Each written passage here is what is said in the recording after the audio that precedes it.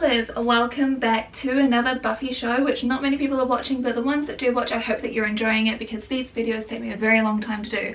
So we are going over season 5 of Buffy and season 2 of Angel. I've been watching this in proper order, and wow, one of you said that season 5 is a roller coaster, and you did not breathe a word of a lie. I was not ready. Oh my goodness, this was such an intense, bizarre, gut-wrenching season, and I loved it. Honestly, I loved so much of it. There were some weird things, but I must address the elephant in the room, which is the race issue when it comes to Joss Whedon in general, because it is so viscerally apparent when it comes to season 2 of Angel. Wesley, you've heard Angel talk about Gunn. He's a great guy with a really fly street tag. What's he fly? It's how they know you on the street, Darko. I was just watching this like, what are you even? I was cringing. It's you, Charles. You're the danger. Excuse me? It's how you live your life. You don't just face danger, you create it. Like, visibly, like, ooh, I wanted to skip away from it. I didn't want to see this anymore because of the handling of Gunn and his crew. It was so many levels of bad. Honestly, I think that they should have just left it to like their Dawson's Creek whiteness. And that show, when they brought in black characters anyway, like they wrote them off straight away. As much as I want better representation, that can't happen unless you have a diverse crew of writers. And they didn't have that. Obviously, I can't really talk to this as I am whiter than white. I've actually found a fantastic article that links to a whole bunch of other things, which I've got linked down below for you. And there's also an entire book that's been written about this. So I'm just going to say this paragraph verbatim. Columnist D.W. McKinney, when Slayers weren't blatantly exoticized like Kendra or the one Asian Slayer who shows up in, surprise, China of all places, they were reduced to gross stereotypes. The first Slayer was a black woman who was enslaved by the first Watchers Council, who moved about creeping and skittering like a creature. She embodied basic primitivism. Whedon appealed to a capitalist and consumerist understanding of blackness. The way to get true representation and diversity is to have a diverse crew of writers. There were 25 writers for Buffy across the 144 episodes, and 24 of them were white. Diego Gutierrez was the only writer of colour to write for the Seavers, and he wrote only a single episode, which is called Normal Again, and worse, he was not even part of the writer's room. This gets perfectly personified by the fact that Gunn is actually doing work with the crew in Angel season 2, and they were debating whether or not to pay him. Ebenezer here doesn't want to share the wealth. I didn't say that. I merely said Gunn might be insulted by the offer. He's a proud sort of fellow. He's been doing for us. He should pull in a check. I'll think about asking him, all right? No think, pay. That's an order. Hey. Some issues here, sweetheart. There is so much to discuss about this, and I can't talk about the entire 2 shows because it would take me forever. But I'm happy to continue discussions in the comments, of course, as per usual. There are some key themes that I really want to talk about from this because I think some things were done so well and some things were just like personal attacks. Not on me, but on the cast. So I have a lot to talk about with you. I will give you a bit of a trigger warning because it is such a huge theme for this whole season, and that is the theme of death. So that will be talked about. I'm going to talk about it like later on, right at the end of the video, so that you can like enjoy some other parts which are a little bit more lighthearted. Kind of. But yeah, just so you know, I want you to be prepared. That is going to be a topic because I know so many people have lost their lives recently because of this panoramic that we're still in, that people are still pretending isn't actually happening. The themes I want to talk about are powerful women in relationships, patriarchy failing to measure up, Darla is evil destiny, found family, grief and responsibility, which will be the hard one to get through, the loser to bad boy pipeline, aka Spike. And I also have to have a separate section to talk about the finale episode, okay? It requires a whole separate section right at the end. I say we go back out again tonight. Sure. You can patrol. Buffy said. No, I didn't. Yeah, remember? You said it'd be easier if you didn't have to look out for anybody?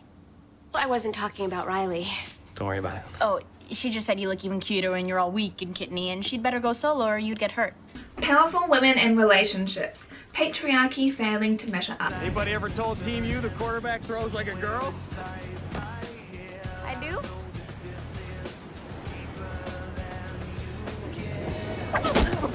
Bye, Riley! Oh my gosh, I think that all of you knew that I would be so happy to see the back of this vanilla bland boy going away. Genuinely, I was like, sweet, see ya later, loser. I know we're meant to feel bad for him. We're talking about it now. I want to look at this from a patriarchal standpoint and a relationship breakdown standpoint, because I think that this is really fascinating. So as we all know, the initiative was actually drugging the soldiers to make them super strong, fast, and everything. But even then, they couldn't quite keep up with Buffy the Slayer. However, Riley always came close. He felt almost like an equal, but like he still had something to prove. But after the initiative got disestablished due to some nefarious activities, shall we say, he's just some guy now, like a Dawson's Creek bland boy that is like cookie cutter boyfriend material, that does all the nice things and the right things, but then also holds a whole bunch of resentment and wants like a traditional wife. Okay, I'm sorry, it's okay. Let me unpack it. He's now an average Joe with a feeling of a lack of purpose. He's not fighting in a war anymore, as that's how it was framed. He's now sort of floating without a career, despite the fact that he was fantastic at psychology in college and was like kind of leading classes. That could have been explored differently. That could have given him another purpose, and then he could have like carried on and found value in that. But no, we go back to traditional masculinity. That is something I really want to note, because I know that psychology can be sort of framed as like a feminine pursuit because it's all about understanding and blah blah blah. But no, he went down the army route again. It's not the same brute strength, because we are after all in the year 2001 and patriarchal standards rule. He can no longer keep up with Buffy. He's like a liability to her when she's on patrol. What good is a man if he can't defend his woman? I mean, am I right? Duh, when it comes to patriarchal standards, that is a huge sign of weakness in a man, and this deeply affected him psychologically, which may be a reason why he wanted to avoid actually looking at the psychology behind things and take on understanding. I don't know, maybe the thing is, she sees no issue with this. But as we are in a patriarchal world, this eats away at him. He gets filled with a sort of self-loathing and resentment towards her. He knows that he'll never be equal by patriarchal standards. She is a breadwinner in a way. Which, I mean, honestly, it shouldn't be a big deal, but as I keep stressing here, it's because the values of the world being internalized which create this mindset. The army seek him out again, and he says he's sworn off it, but the appeal is very strong, and it's understandable why. You're part of a team, he was highly respected there, the ranking system suited him, and nobody had superpowers there to compete with. You know, boys supporting boys, you know, it was all about, yeah, we can do it, we can beat the baddies. I think it was all men that were actually part of the fighting. I didn't see any women there, I didn't notice any, but do correct me if I'm wrong, but I really think it was like a boys club, which is part of the appeal, you know. But again, with this internal struggle, he seeks out vampires to drain him a bit so he can feel needed again. That's how bad this mindset is. He literally goes to the enemy, one he's taken many lives of, and also whose own girlfriend fights against them, and instead he decides to become a Capri Sun for them? How dare you tell me what I feel? You keep me at a distance, Buffy. You didn't even call me when your mom went into the hospital. I'm sorry. You know, I'm sorry that I couldn't take care of you when I thought that my mother was dying. It's about me taking care of you. Let's chat about this ultimatum he gives her briefly, because the rage in me was overflowing at this point. I was so angry. What else do you want from me, Riley? I've given you everything that I have. I've given you my heart, my body, and soul. You say that, but I don't feel it. Well, whose fault is that? Unless you give me a reason to stay, I'm leaving tonight. This was a bad move, okay? Ultimatums aren't good at the best of times, but this was scummy. But what was scummier was Xander's reaction to it and how he went and berated Buffy. Xander is really in my bad books. Once again, I keep on trying. I know that some people really like him, and I keep on trying, but then he does stuff like this, and I just want to squeeze the life out of him. What am I supposed to do? Beg him to stay? Why wouldn't you? To keep Riley here, I don't even know who he is anymore. I mean, I thought he was Dependable. Dependable? What is he, State Farm? You know what I mean. Yeah, I think you mean convenient. I think he took it for granted that he was going to show up when you wanted him to and take off when you didn't. If you don't want to hear what I have to say, I'll shut up right now. Good, because I don't. I lied. Also, the actor isn't a good person anyway, so whatever. She shouldn't have to beg for a boy who betrayed her, who wants a woman in her place and says my way or the highway. No. To be honest, I know that like we're not meant to respect Spike for what he did by showing Buffy the truth, but and I know it was for like bad reasons that he did that, but at the same time I'm also like, yeah, she had to know about this because this is a huge sign of something that is like deeply wrong, and in retaliation he gives her the ultimatum because of like this army thing which is conveniently put in place. But he would have done that anyway. Genuinely, I think he would have given her an ultimatum anyway because he feels so emasculated by her that he needed her to prove herself to him. And I'm like, bugger off. I'm just, no, go away, leave him. But the thing that bothered me even more was she was kind of like fighting internally within herself, and then she decides to go and chase after him. Wonder Bread? Really? No, just when she was like crying at the helicopter, I had no, just why? Like, it doesn't matter, the relationship is over no matter what. Yes, oh, we're all meant to be so sad when he's waiting there and looking out for her. I don't care. Getting your girlfriend to beg for you? What emotional manipulation assholery is this? He's a psychology major. Welcome to what it was like when I was watching this episode and yelling at the screen. I'm sorry. But yeah, I really just wanted to assess this because there was no way, given traditional patriarchal standards, that they could actually last. So yeah, that was perfectly summed up with this whole crumbling. I don't have to think about him ever again, hopefully. It doesn't really impact her for all that long. So did he mean all that much? I don't think so. That was a slice of normal pie and it was boring pie. Bye. He betrayed you. Everyone betrays you. That's not what eats at you in the long winter's night. Yeah, what does? Missed opportunities. But then I got a second chance. Just like you have.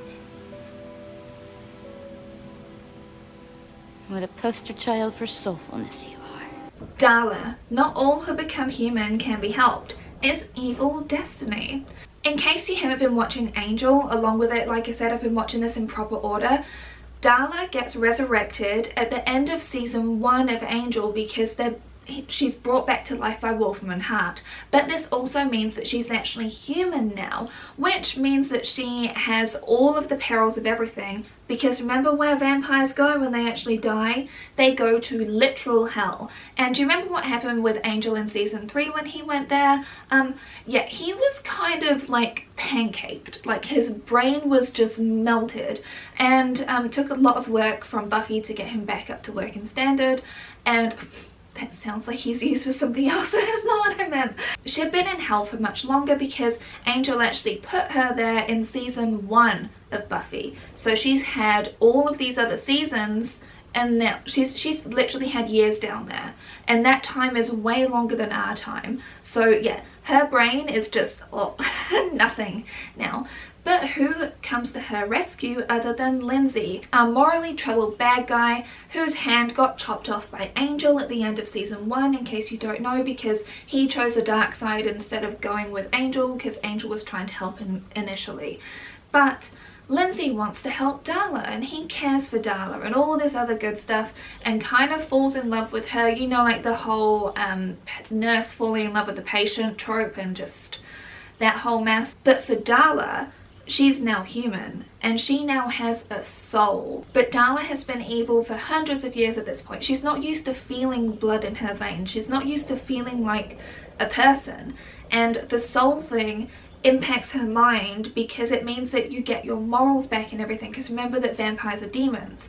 But now that she has this, she's got this huge internal struggle, but she was also brought back with a purpose, and that purpose was to change Angel into Angelus, so she haunts him in his dreams. And he decides to just keep sleeping the whole day away and spending all of his time in bed because of this, because he's living out this fantasy. But we also get so many flashbacks to their story and can see why they work so well together. And I love all of the flashbacks and character building that we get throughout the time, because you get some in Buffy, you also get some which also fills in Spike's backstory in Angel, so that's why, again, it's just really good to watch both. But of course, Angel hides us away from his friends and colleagues, Wesley and Cordelia. He thinks that he can save her, you know, like what he did with Faith in season 1. Faith actually had her own reckoning and turned herself in, but Darla, this is quite a different story. The fear of death for Darla is completely overwhelming. She was actually on her deathbed when she got turned by the Master, you know, the original big bad, all the way back from season 1, we get to see him again. She got turned into a vampire then, and that was her savior, because she was incredibly sick. Like, she used to be a prostitute back in the day, but it turns out that she actually has something seriously medically wrong with her, which means that she's gonna die now anyway. But she finds this out a little bit down the track after she's been talking with Angel and he's been trying to save her. Once she finds that out, she can feel her body dying. She knows it's going to happen. So this whole struggle, because what if she turned good and just spent time with Angel and they were in a relationship again, she'd just pass away so quickly. Whereas Drusilla returns. BFFs are reunited and it's so much fun. I love seeing them on screen together. I love their chemistry together. Why don't you and your girlfriend take the makeout session on home? The rest of us have lives. Not for long. Evil besties, you know, I'm just here living for it, okay? Oh, I'm ringing. Do you hear it? I'm ringing all over.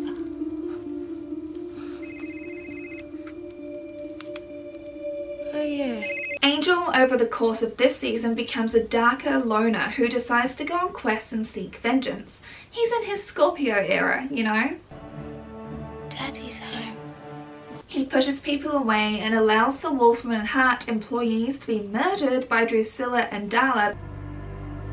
And yet somehow, I just can't seem to care.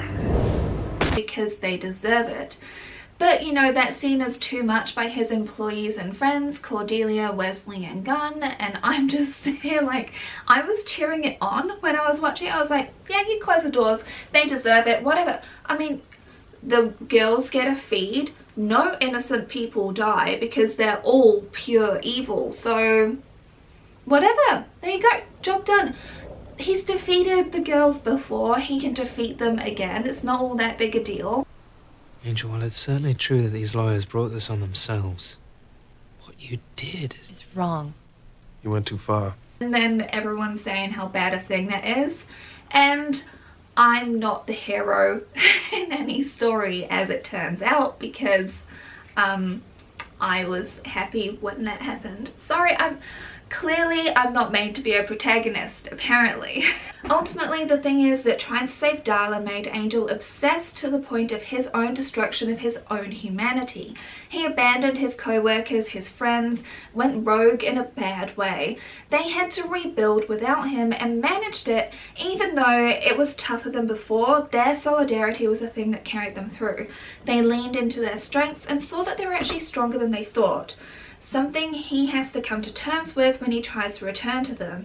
He's no longer the leader now, Wesley is, and he grows a lot during the season. They all do, honestly. I really appreciate Cordelia and Wesley throughout this, and of course Gunn as well, but it's, oh, the situation with Gunn is just, oh. Darla becomes strong with the aid of Drusilla because of course they're working together. I love Darla's bluntness and just calculated evilness. I'm so here for it.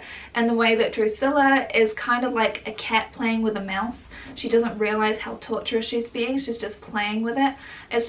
It's maniacal energy, and I love them together. Like, I don't know what else to say. I'm really excited to see what happens with Darla, because I'll talk about what happened with Spike and Drusilla. But the thing is that she had someone, whereas Angel pushed everyone away. The whole point to be able to actually change, learn and grow is that it's really hard to do that by yourself. So Angel had to come to that reckoning that yeah, actually, you need people around you. Swooped her up and took her to the pound. And at the pound, there were lots of other kitties, and there were puppies and some ferrets. Were there dolphins? Yes, mini dolphins at the pound. Found family. Tara, they pronounce it Tara, but I'm so used to saying Tara because I knew a girl in school called Tara. Tara is an outcast, and it makes me a bit sad actually seeing how the Scooby Gang treat her, because all they say is she's nice. We just don't know anything about her, but she's nice. I'm not really sure what kind of thing I mean, I don't really know her that well. I know. I mean, she's nice. Yeah, nice. It just, I don't necessarily get her. So it is going to be Tara's birthday and she's going to turn 20, and her family returns to bring her back. They're convinced that the women in their bloodline become demons at the age of 20, and this is what happened to her mother, and it's a whole thing. This is kind of like a good analogy for how LGBTQ people are treated, because he visits her bedroom and he's like, I was hoping you'd have grown out of this phase. And I suppose you wanted me to see all these toys. But he's trying to convince her to come back home before the truth of her demonhood is actually revealed. Because remember back in the last season when they were doing that demon fighter spell, her and Willow, and she sabotaged it by like chucking the dust away, whatever it was, magical pixie dust stuff. It's because she thinks that she's a demon, but she's not. That's the thing. Like, no one's actually a demon in her family. It's just because, well, as far as I'm concerned, it could be read two ways, right? It could be read in a straightforward way where women actually learn that they don't have to be servants to the men in their lives, that they learn that they have their own personhood and their own drives and goals in life. Or it could be read in another way, which is to say that her mother was bisexual, and like that is threatening like the true blue American way, whatever rubbish, you know, because they're a very traditional God-fearing family. Like, there are Christians that believe in that sort of stuff, but then there are Christians, like, because I'm friends with them, that believe in everybody having rights. So there's different camps, okay? I'm not attacking Christianism, whatever. I'm not attacking Christianity, okay? You're turning 20. It's the same age your mother was when she... Do your friends even know? That's sort of the way that I view it anyway, so it could be either one of those. But of course Tara is still scared, and she casts a spell to make demons invisible, which kind of becomes this hilarious like moment when it comes to fighting, and Spike saves Buffy's life, but of course he's invisible at the time because like he's a demon as well, because he's a vampire. Vampires are demons after all. You're welcome. Cast a spell on us to keep us from seeing your demon side. That's why we couldn't see our attackers. really got us killed. I'll go. I'm very sorry. But then what happens, which I love so much, is the solidification of found family. Do you want to leave? It's not your decision, young lady. I know that.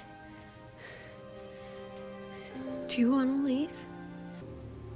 You want her, Mr. McClay? You can go ahead and take her. You just gotta go through me. And you're not just dealing with two little girls. You're dealing with all of us. Except me. Except Spike. I don't care what happens. We are her blood kin. Who the hell are you? We're family. Because the Scooby Gang see how the family is treating her, and they all collectively stand up for her and welcome her and say that she's with her family now. What kind of demon is she? There's a lot of different kinds. Some are very, very evil, and some have been considered to be useful members of society.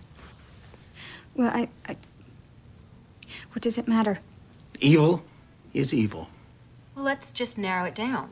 I know it's not really radical these days, but again, this is like 21, 22 years ago now, and I'm so here for it. I love it. I love Tara. Hey! He hit my nose. And it hurt. Him, I mean. And that only works on humans. There's no demon in there. It's just a family legend, am I right? Just a bit of spin to keep the ladies in line. You're a piece of work. I like you. Also, speaking of Tara and Willow, so when Tara gets her brain like melted by Glory, who we'll be talking about in a moment as well, that is when Willow becomes Dark Willow. And like you see her eyes go black, you see, I'm wondering here if in the same way that Willow is Oz's crutch, which made him go wild, if Tara is Willow's crutch, which makes her kind of go completely unhinged. Because she didn't listen to Buffy, she tried to take on a god, for goodness sake, and think that she could win. She can't see or rationally think about anything because it's just about Tara. I do love the fact that she looks after her and everything, but we also need to recognize the fact that Willow is way more powerful than what we think. Doing the spells that she keeps doing, she's actually doing them well now, and Tara is studying to keep up with her, even though Tara has been studying for years. So yeah, I'm just intrigued to see, because, you know, with great power comes a great villain arc, maybe. So especially for someone that is as nice as what Willow is. And also, can you imagine the cool costumes? You're nothing to me, William.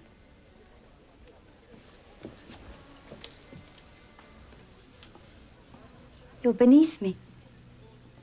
Spike, I need an answer now. In or out? You're the only one strong enough to protect them.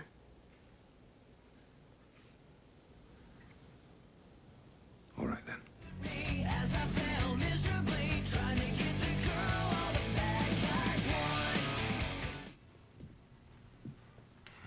What are you doing in here? What, me? I was, what are you doing here? Were you just smelling her sweater?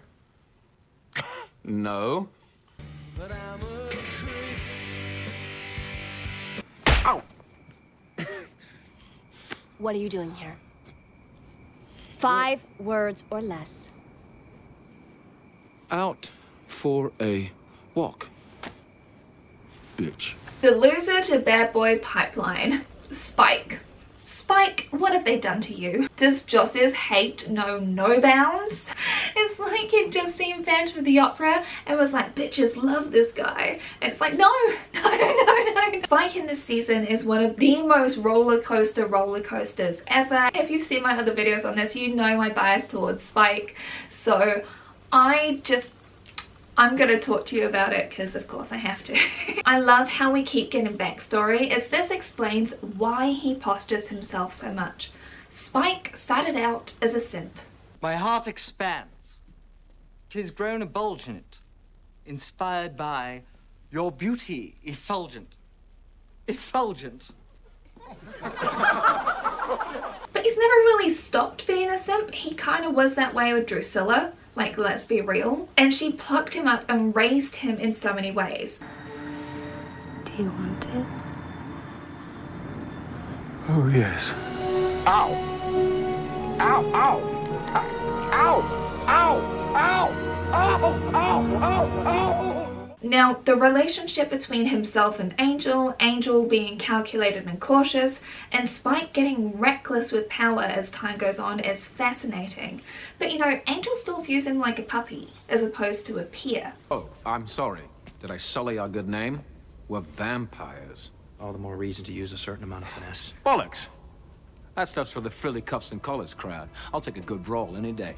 Also, okay, the fact that Spike was obsessed with Buffy, quite literally when I say obsessed, and it was built on respect and admiration for her fighting skills and her tenacity and everything. Like, I was so wrong with my other videos. It wasn't because of Drusilla that he turned up at Buffy's town again drunk. It was because Drusilla kicked him out because he was in love with Buffy. Oh my, I was so wrong. You're the one who keeps bringing her up. I haven't said a word about the bloody Slayer since we left California. She's on the other side of the planet, Drew.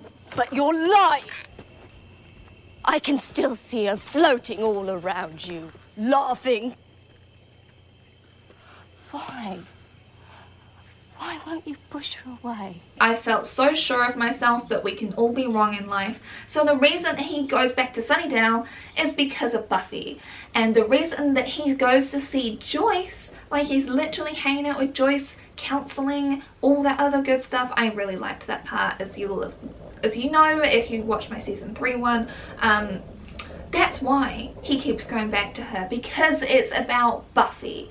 Spike doesn't realize this until he has that fantasy dream, which they replay time and time again when it comes to like that whole intro bit at the beginning of episodes. God, I love you so much. I'm not going to complain, it's nice to see them kiss, but at the same time it's like that it's taken him, what, 2 years to realize that he's actually in love with Buffy? Oh, God, no. Please, no. But why? With the sex bot? Oh my god. This was disgusting. Now look, I really liked the Ted callback. I love the whole Stepford Wives situation here, and the fact that she went to go and try and find her incel boyfriend of the past, but he doesn't want to think about his icky, sticky, mechanical history, and has been trying to hide her from his current girlfriend, and that's why he keeps moving cities, because of his gross incel ways that he's just trying to hide. But then Spike goes and threatens him and makes him build a Buffy bot. When the mannequin thing was introduced and he got the wig to put on her, I was a little bit like, maybe this is a way to practice how to talk to someone normally. Maybe this is what it's about.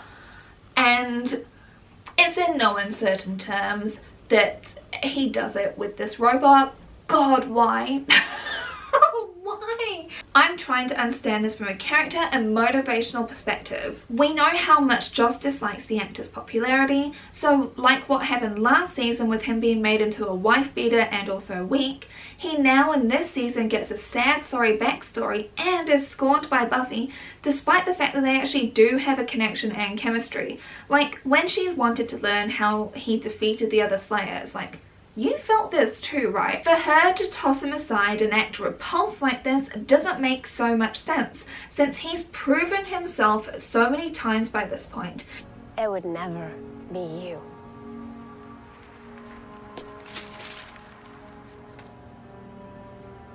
You're beneath me. It felt like a really odd writing choice to make her this staunch against the guy she constantly leans on and trusts, so much so that she entrusts Dawn with him, which we'll discuss in a moment because she loves Dawn more than anything else. She's got a camaraderie and chemistry with him, but then says the only way that he'd be with her was when she was unconscious. Like, granted, his phantom layer. What the hell? This is like creepy beyond all levels. Look at me. I love you. I'm drowning in your summers. I'm drowning in you. I think you're feeling it's not love. You can't love without a soul. Yeah, we can, you know. We can love quite well. I'm gonna kill Drusilla for you. That doesn't prove anything.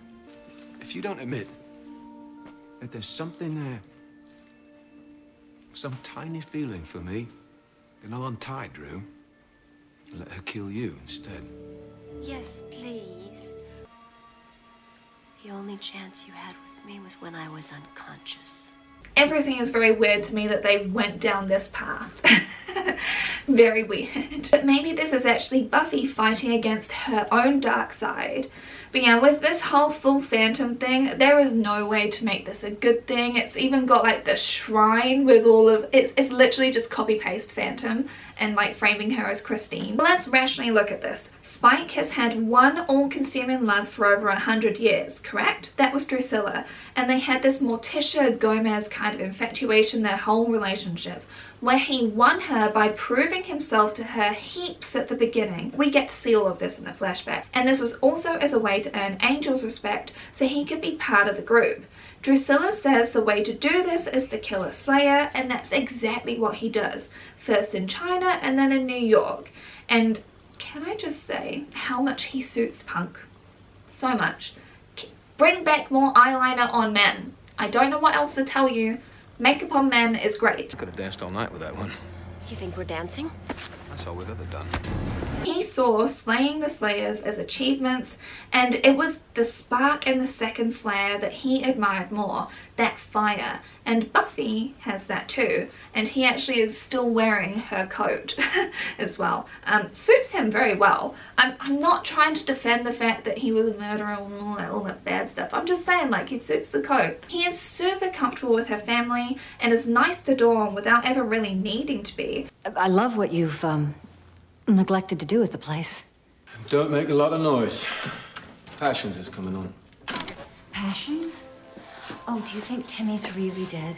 Oh, no. She can just sew him back together. He's a doll, for God's sake. What about the wedding? So let's just chat about him and Dawn for a second. A whole number of beasties between here and there. But they'd really go for a little Red Riding Hood like you. That wouldn't set too well with Big Sister. So Dawn is struggling with how Buffy treats her, and Spike, though reluctant, hears her out, goes on secret missions, wants to keep her safe, in like a guardianship sort of way. It's actually very sweet and not like the Spike that we've been marketed. Same as with Joyce. She treats him like a person, he has respect for her and actually gets along with her.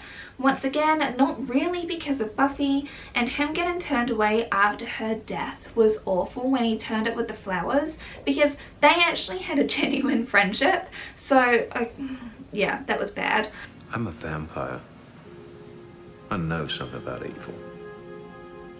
You're not evil. Maybe I'm not evil. But I don't think I can be good.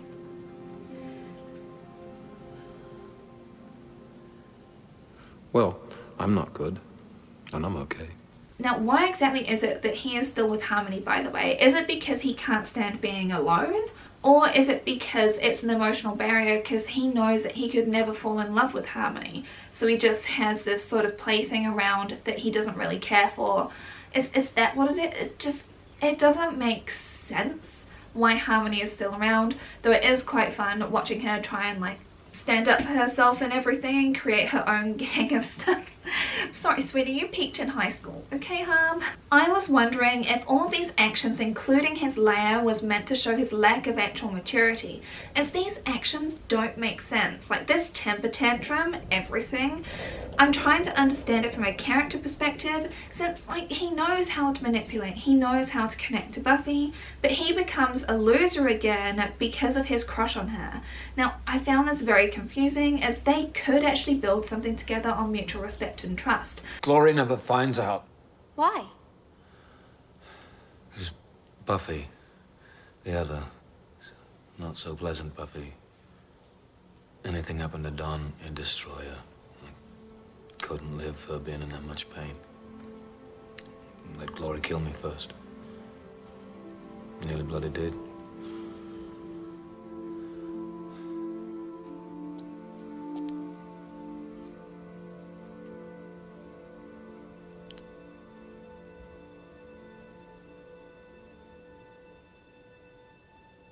Like, she kept trusting him, using the excuse of saying that he's the strongest one.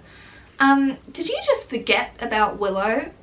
Anyway, I'm excited to see how this goes in season 6, because it's weird that they went down this path when it could have actually been built on real respect and helping each other, because they're already helping each other. Like, he is constantly helping her, and but it's weird to me. I don't get it. Anyway, now we're getting on to the more heavy topic. As a bit of a warning, if you're not comfortable with talking about this, I found this fascinating. So we're talking about grief and responsibility, becoming a true hero. They had to be certain the Slayer would protect it with her life. So they sent the key to her in human form. In the form of a sister.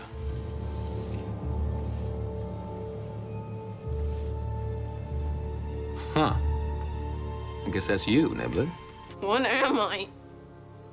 Am I real? Am I anything?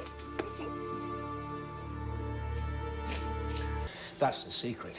Not the punch she didn't throw, or the kick she didn't land. She merely wanted it. Every Slayer has a death wish. Even you. I'm getting a gift?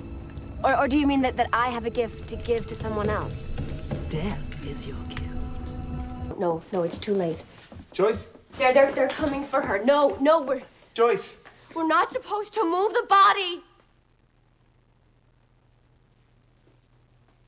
I, same as everybody else I suspect, was completely taken aback when Dawn was just acting as if she's always been there at the start of the season. I was very confused, but I think that's the point. That's how it was written, for it to be that jarring. If you're going out, why don't you take your sister? Mom! She is what the key was transformed to be by monks to ensure that Buffy kept her safe. So they made her into a human, implanted memories in people to solidify her, you know, just casual manipulation and trauma-inducing stuff. Super fun. You put that in my house. We knew the Slayer would protect. My memories. My mom's. We built them. But it's to save the world from Glory, the god who grew too powerful in her own hellish realm and got beaten in a war, barely, mind you, and she got put into a human meat prison as punishment, who we otherwise know as Good Guy Ben. She wants to use the key to go back to her own world and get all of her powers back, but that doesn't mean that she's easy to defeat. Most of the season is spent trying to defeat her, and honestly, I love the actress Claire Kramer. She lent all the way into this. Oh God, please don't tell me I was fighting a vampire slayer.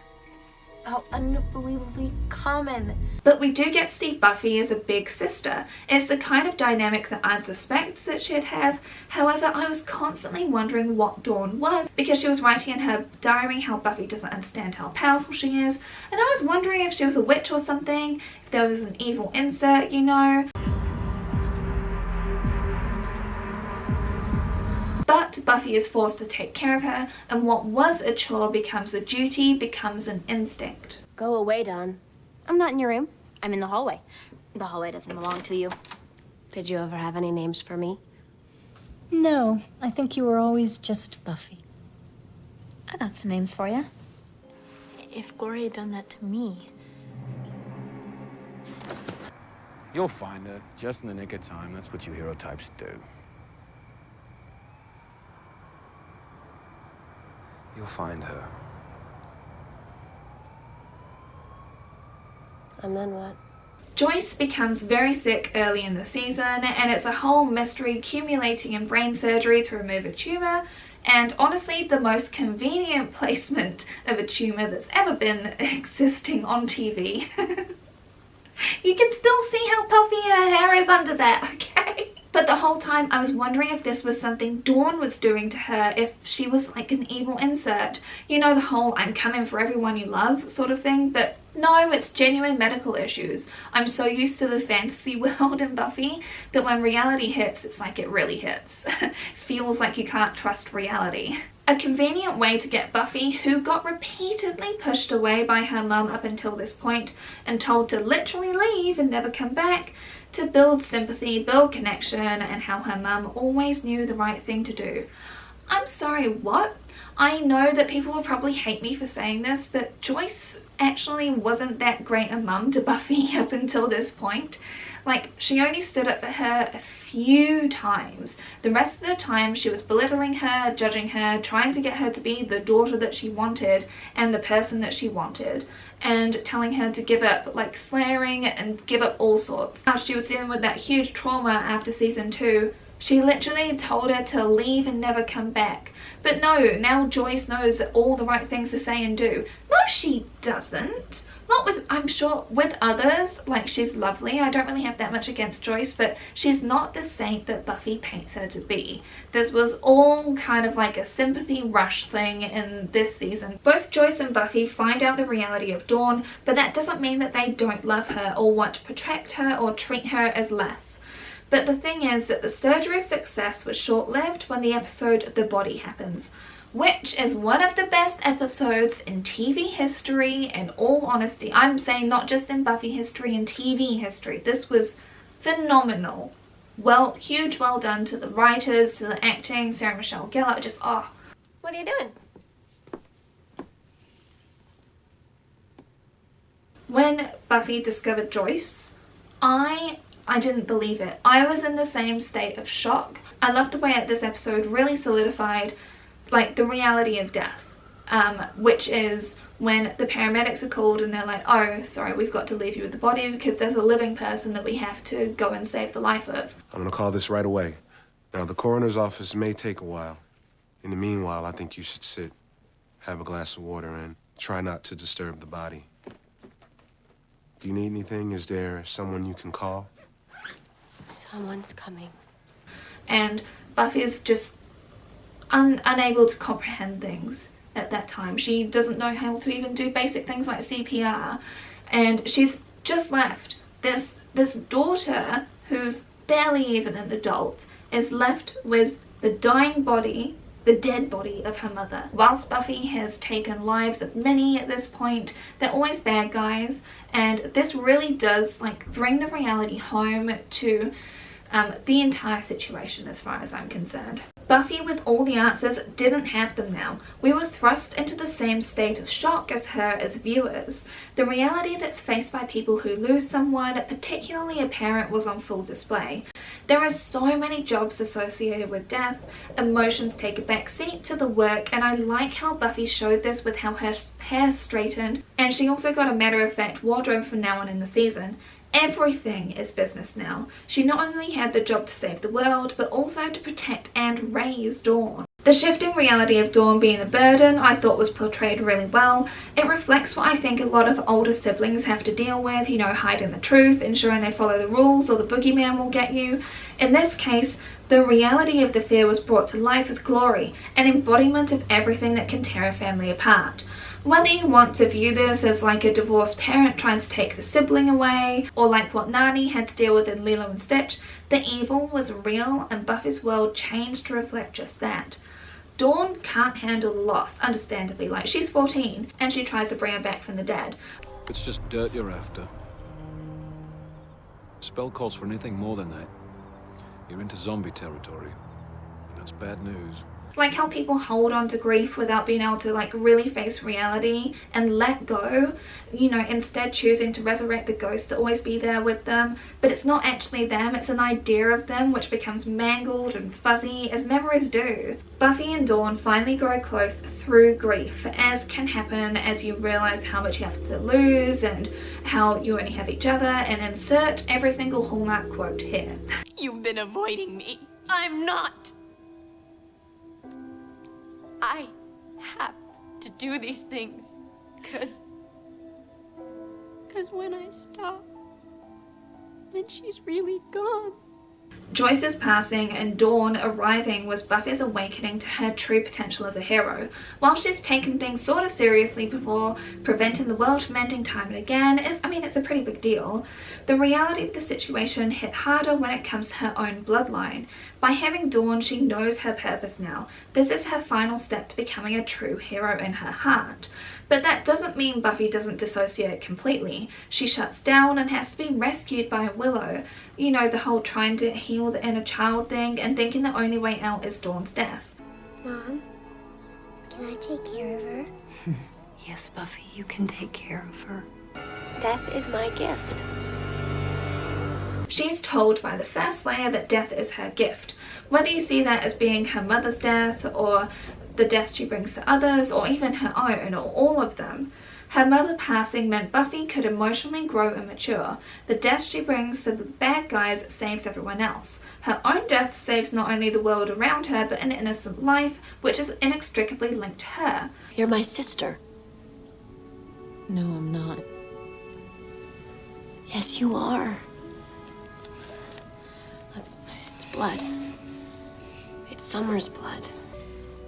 It's just like mine. It doesn't matter where you came from or how you got here. You are my sister. Which leads me on to the finale. Buffy, the only way is to kill Dawn. I can't beat Glory. Glory's going to win. You can't know that. I didn't just know it. I felt it. I needed a whole section to talk about this, okay? because I found out that the finale was meant to be the end of the entire series, not just the season, and it kind of explains why so many things were just like shoved in there, one of which being about Xander and Anya. I do like Anya, like she has a purpose, she has a job, I love watching her learn and grow, and like she's very funny. I really do like her. The end of the world is about to happen, right?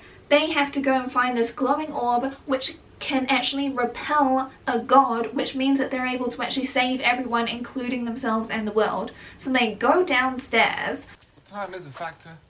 Yes, yes, not to worry.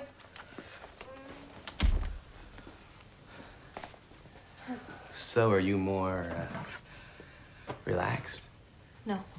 Have a hunt through stuff, but instead decide to go and have a quickie to ease Anya's like anxiety. Oh, shut up! And then Xander proposes to her. You want to marry me? This is not the time. The world is ending. What idiots are you? I was yelling at the screen, and Brandon was already in bed because I was watching this at night time, and I'm sure he was very confused because this made me irate. I turned it off and I watched the rest in the morning because I was too angry to continue. I understand Anya's irrational love for him because she doesn't really know anything else, but Xander, this is the first person you've been in a real relationship with, and now you decide that they're the one? Whatever, okay, oof. But here's where I show my anti-hero side, because when Spike reveals it always has to be blood and Buffy realizes it's her own blood in Dawn's veins, she has a choice between herself and Dawn. As the ceremony has already started, I would have let Dawn jump, okay? Like, think about it. What's going to happen to Dawn now, like, since Buffy dies? She was worried about her being taken away before. Well, it's definitely going to happen now. Who's her legal guardian now? After all of the trauma that she's been through, the life ahead of her is a drug addiction, teen pregnancy, not being able to afford the therapy she desperately needs, like, and just being in foster care to foster care. She's a teenager. No one's going to adopt her. She's just left stranded now. She does not have a good life ahead of her. And this is your choice because you sacrificed yourself for the greater good. No, Dawn wasn't real. Okay, you want to go? You want to go? Okay, bye. The Scooby Gang and everything can rally around Buffy, whatever, but no, this did complete her hero's journey. I understand. But this just shows how much I am an anti-hero, apparently. I'm just thinking about it, right? Okay? Also, Buffy kind of trucing with Glory, I was not here for this. I was like, finish them! Just finish it! So I was definitely on Giles' side when he did the whole cover the face thing. I was really here on it. Thank you for ending it finally. She's a hero, you see. She's not like us. It was a big emotional roller coaster of an episode, including when Buffy let Spike back into her house. If you want to just hand them over the threshold. Come in, Spike.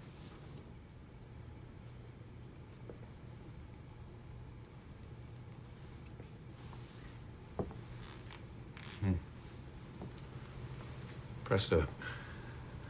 No barrier. No more bother the small stuff. We're not all gonna make it. You know that. Yeah. Hey, I always knew I'd go down fighting. I'm counting on you. To protect her. Till the end of the world. If they knew that they'd be getting another couple of seasons, I honestly think that the finale would have been quite different. But yeah, it wouldn't have had so many rushed plot points, but I'm still really excited for season 6 and season 3 of Angel. Now, I know that most of you have already watched Buffy, but clearly I have not, otherwise I would not be reacting quite as I am. I know that she comes back for the final 2 seasons, but I'm going to be really intrigued as to how that happens. Angel has to be involved. I mean, honestly, he just has to be. It'll be a crossover extravaganza to kick things off for season 6 to justify her coming back from such a sacrifice. Now, she's already risen from the dead once, but that was due to Xander's CPR. It wasn't even a true love thing. Are they going to do a Snow White thing, but it doesn't work with Angel because Spike's her true love? Or is he going to sacrifice himself for her? Like, I just need to know. Does this mean that we get a new Slayer, or that Faith is restored back now to being a hero? I would love to see Faith come back because I really do love her. Anyway, I hope that you enjoyed my analysis and my rants and my reaction, and you got to feel as if you were watching this for the first time again, because I know that a lot of people really want that sensation, but you're kind of living vicariously through me. If you made it all the way to the end, thank you so much. I know that these videos are very long, they take me a very long time to edit, but I hope that you enjoyed it. Let me know, what was your favourite moment of Buffy from this season, or your favourite episode from this season? I'm pretty sure everyone's going to say The Body for their favourite episode, because it really was phenomenal. But yeah, I'm really keen to hear your thoughts on what I've plucked out from this, and I will see you again very soon for the next seasons, because I just, wow, I really need to watch all of this. Oh my gosh. Yeah, maybe it's definitely time to start looking for a new place. Something a little nicer. Buffy, you been to hell? They had 1 bedrooms, right? So I noticed you're doing the smallest amount of helping that can actually be called helping. Well, I saw myself in more of a patriarchal sort of role. You know, lots of pointing and scouting. You two, stop that! He started it! You thought Dracula was sexy? Oh, no, he was yuck. Right, except for the whole tall, dark, and handsome thing. Yucko. How would you know? Oh, we hung out a few times. Back in my demon days, you know, once or twice. It's pretty cool. You know, from a whole evil thing perspective. Back off, ladies. Psychologically, this is fascinating. Doesn't it make everyone want to lock them in separate rooms and do experiments on them? Just me, then. She and Willow are both witches. They do spells and stuff, which is so much cooler than slaying. I told Mom one time I wish they'd teach me some of the things they do together. And then she got really quiet and made me go upstairs. Just relax. That feels good. Ow! What are you doing? I have a dislocated shoulder. Oh, Pacey, you blind idiot. Can't you see she doesn't love you? Look at this. Now I'm burdened with a husband and several tiny pink children, and more cash than I can reasonably manage. That means you're winning. Really? Even when I'm at my worst, you always make me feel special. How do you do that? Magic. How'd you do that? With the light? Oh, you know, you taught me. I taught you teeny Tinkerbell light. Okay, so I tinkered with the Tinkerbell. What do you think I'm doing? I'm scavenging, ain't I? Very pretty. I will make your neck my chalice and drink deep.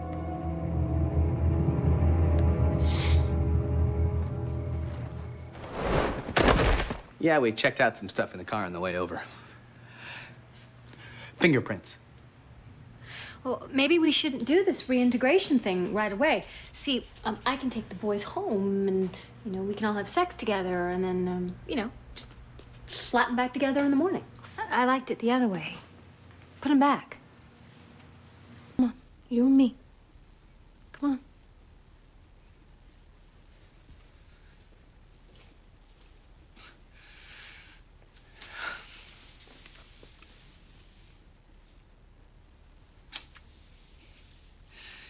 You know I can't take you. Damn straight. I'm looking for something in a broadsword. Don't be swinging that thing near me. Hey, I happen to be... A glorified bricklayer? I'm also a swell bowler. Has his own shoes. The gods themselves do tremble. Boy, you really thought this through. How bored were you last year? I've watched Passions with Spike. Let us never speak of it.